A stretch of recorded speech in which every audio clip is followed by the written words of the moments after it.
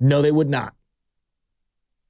And I look at the Rodon situation as a litmus test for what they should have done this year. All right, you made a mistake. You didn't move Rodon. You got a qualifying offer, blah, blah, blah, blah, blah. Yeah, left-handed pitcher. So you didn't buy. You didn't buy. You didn't get under the CBT. You didn't buy. And then you didn't sell your number one asset. I'm going to something real quick. Oh, my gosh. I just saw something, because I'm with you here, Shasky. I glanced up at the TV, and they had the Padres rankings, their player rankings in the farm system up. The Padres have literally traded like 7 of their top 10 prospects and try to win now. They're not afraid to trade prospects. So my point is, when you buy, you got these prospects. I don't know what they could do at the major league level. I've been waiting on Marco Luciano for 3 years, for crying out loud. I've been waiting on Hunter Bishop for 3 years. I've been waiting on all these prospects. The Padres are saying, we're not waiting. We're trying to win something we've never won in our franchise history. Exactly. We're trying to win. We got the park sold out. We got Machado. We got Tatis. We had Soto. We understood he wasn't going to sign back here, so we flipped them. And they flipped all these prospects, and they are going for it. Now, if you're going to sell, because trust me, I understand the argument for selling. But you have to do one of the two.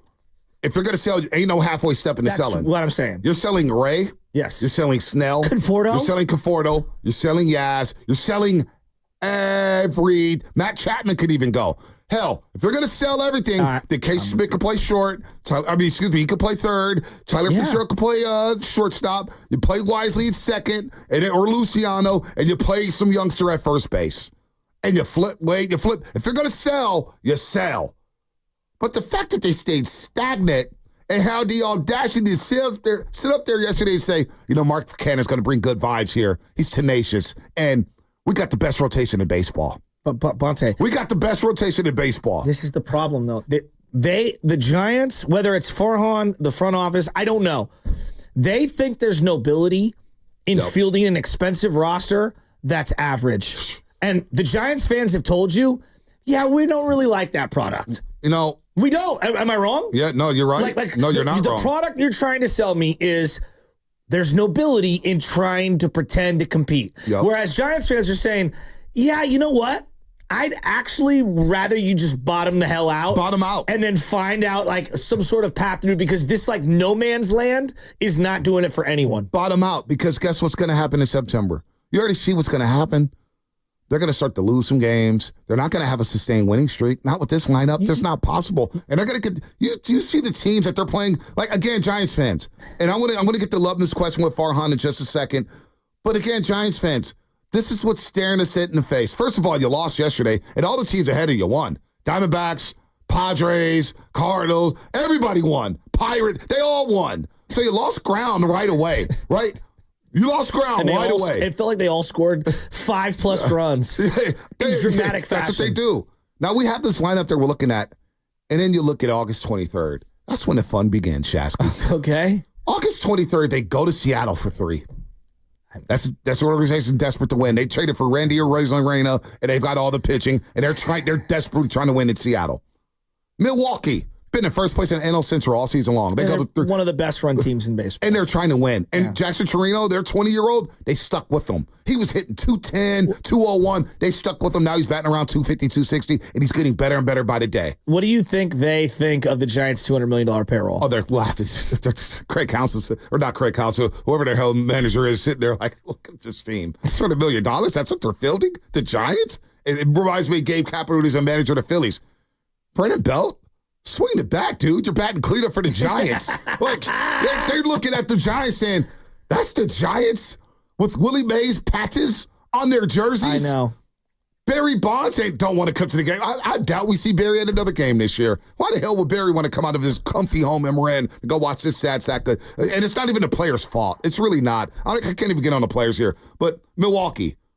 Then they go to Miami. They come back home and play the Marlins for 3. They're going to get fat and happy. Farhan's going to be smiling and chuckling. And then the real fun begins. Because Arizona again comes for 3. And then you go to San Diego for 3. Then you play the Brewers for 3. Then you play the Padres for 3. Then you got to go to Baltimore for 3. Then you got to go to Kansas City for 3. Then you got to go to Arizona for 3. And then you end the season with St. Louis. So we're not even, I'm telling you right now, we're not even going to make it to September. So the high leverage situation that FP was spitting about yesterday, there's going to be none. But yesterday was a great example. There was a high leverage situation in that game. It was the ninth inning. It was runners on, and they're fighting back. And he already just had a hit. He just had a hit, and you took Luciano out of the game. Wow. So again, what this about VR indecisiveness is just it's maddening. What about VR just hit the double? And simultaneously, and then again, because I was at the game Friday night when there was a runner on third with no outs and they can't score. Yesterday, same thing. I mean, same thing. But Bonte, like I'm watching you Churio for Milwaukee. Jackson Merrill has played center field for the Padres all year long, and he didn't get off to a great start at the beginning of the year. He's been like up and down, and I know he made the All-Star game, but like he's a guy that has been up and down offensively and defensively. I mean, he's been more good than bad. But when you choose to go with a young player, you ride it out for a couple of weeks. You just have to. You owe it to yourself. You owe it to the kid. You couldn't even get through a 9-inning game with Luciano after calling him up and clearing the way for him to play. So excuse me for being pessimistic and for thinking that there's no way in hell they're going to give any of these guys a run. And you know what's going to happen, right? Yep. Tyler Fitzgerald's going to have a cold week, and then he's going to be an odd man out. Like it happens with everyone. Like right now, Estrada, you think Estrada's legitimately hurt? No, they're putting Estrada on ice because Estrada's been garbage. And I think they've been trying to trade him for months. Farhan tells us that Mark Canna's a perfect fit. Poor Mark Canna is going to be a whipping boy here for the next 2 months because that's what they traded for. And they tried to sell it yesterday as the perfect fit for the Giants. Guy's 35 years old. He's got no speed. He's average at best defensively. He can't steal bases. You're not athletic. Power, okay, great. He's got a little bit of power. Doesn't hit for average. Oh, but wait, he's a platooner. He hits well against lefties. Oh, I've heard that before. That guy's now in Baltimore. Austin Slater. Remember him? I mean, it's just everything about this team. And now I go back to Greg Johnson. I'm thinking about Greg Johnson. Didn't he tell Kawakami? Who did he tell? We're just trying to break even. Is that what it's about? Just breaking even? That was in Bob Melvin's intro presser. Saying that, what did he say? What was it called? Lubman? Give me a second. I can pull up the full thing. But no, because I know you were there. Breaking even. So that's what the San Francisco Giants. The team that Peter McGowan and Larry Baird, the Safeway Group, kept this team from going to St. Petersburg. Built a beautiful ballpark down at 3rd and King. Got beautiful statues here. Cepeda with the flowers on it. Rest in peace, Orlando Cepeda. Rest in peace, Willie Mays. Got all these great statues, the bricks, everything about it. They built this team to be a big market team, to play like the big boys, to be mentioned with the Yankees, the Red Sox, the Cubs, the Dodgers, the Phillies. And we're all here talking about breaking even? Trying to find players within the margins? What are we doing? Again, there's nothing like it. There's nothing like it. It's got a very mid-2000s 49er feel to it. When they were wandering the desert, didn't have an identity, and had a couple of pieces, but you couldn't put the whole thing together. How did you feel about the 8-8 season with Mike Singletary? Oh my God, I got fired up. I thought we were on our way. No, but in retrospect, do you even think about it? No. Yeah, that's the way I feel about the 2021 San Francisco Giants. Yeah. It's very 8-8 Mike Singletary. Even though they were infinitely more successal within that year, that's not something I hold my hat in. Like, I feel really good about it. We called it the next year, said it was a fluke. I mean, people got mad at me for that. It's a fluke. Sure as hell feels like it. I mean, what do you know what I remember from 2021? Darren Ruff, Mike Yastrzemski, Lamont Wade Jr., Wilmer Flores, Alex Dickerson, Donovan, whoever it was, and they went like a combined 5 for 76 in the series against the Dodgers. Mike Tauchman making multiple plays only to be DFA'd. Only to be DFA'd. Probably saved your season. and don't forget Vossler. Yeah, oh my God, Vossler. I forgot about him. And then you get DeSclafani, who couldn't pitch against the Dodgers, but just still gave him an extension and a lot of money. DeSclafani. I mean, remember that? I mean, DeSclafani was so bad, you had to staple Haniger to him and eat all of the Robbie Ray contracts. So, look, I'm not going to lie to you. I didn't have a problem with Blake Snell walking if you did buy and go all in. Yeah, but you didn't. But you didn't. And so now he's going to walk, and there's no doubt he's going to walk. He's been in this situation before. He played for the Tampa Bay Rays. I know. He knows what a small market team is. He got a cup of coffee in San Diego's like, whoa, this is fun. And they were trying to trade for him again. Yeah, they were. They know what time it is. They know what time it is. Bonte, so this guy's not qualified. So now we get to Tim Kawakami's article, because you just read a comment from there, and I read a graph. And Kawakami, this is what really stuck me. He goes, let's get right to it. No, I don't think this was Zaidi's last trade deadline as Giants president. And I don't think it, and he goes, I don't think it should be. He shouldn't act like a panic executive, which I disagree with. He looked panicky and he did. He looked panicky and fidgety and didn't know what to say. He was just rambling. And we'll get to his ramble in a second with Lubman. With his job on the line, which is more than a small part of his value. This is, if you think his calm, analytical mindset is all that valuable. And Colin Conley writes, I think Giants chairman Greg Johnson and the rest of the leadership group believe it's valuable. I think they would love to see more victories than the Giants have produced over the last 3 seasons, and they wish Zaidi was more popular with the fan base than he is right now. But I also don't think they're ready to bail from Zaidi. I don't see any Larry Bear in this article, but knowing Larry Bear and the Larry Bear we watched grow up, I don't think Larry Bear's cool with this. I don't think Larry Bear can sell this team right now when he's out there in the marketing for the Giants or whatnot. I don't think he's happy this morning. Monte. Come on, man. There's Kawakami. Like, Tim writes this. He don't think it should be Farhan Zaidi's last trade deadline? Can you imagine if this is Trent Baalke 2.0? At least Trent Baalke had good draft picks. Monte. This is Trent Baalke all over again. Monte.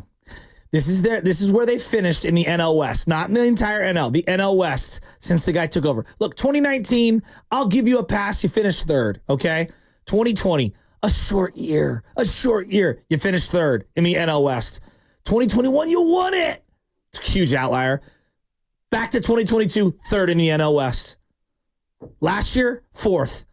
Where are you currently? Fourth. Are we trending up or are we trending down? Trending down. We're descending, not ascending. We're descending. In the NL West.